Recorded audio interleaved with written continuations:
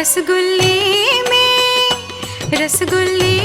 में श्री भगवान मिठाई पचरंगी।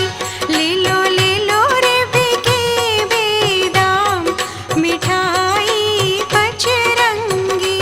ले लो रे बिके बेदाम मिठाई पचरंगी।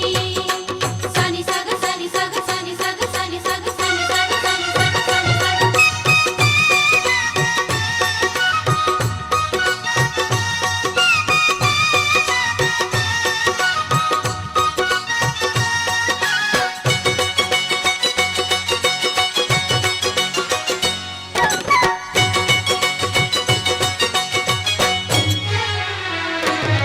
कलाकंद में क्या हलवे लूं है नी खप्पर वाली। कलाकंद में क्या हलवे लूं है नी खप्पर वाली। नुक्ती में माँ दुर्गा मैया, नुक्ती में माँ दुर्गा मैया करती है रखवाली। सबके बिगड़े बनावे काम मिठाई पचरंगी। ले लो रे बिके बेदाम मिठाई पचरंगी।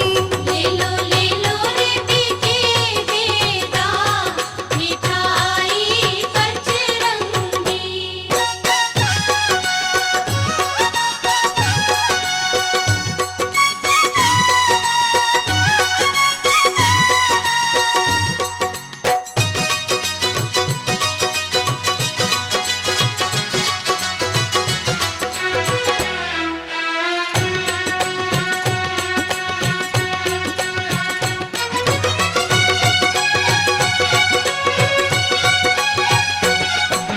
श्री कृष्ण जी लगे हैं प्यारे जैसे चंदा आधा।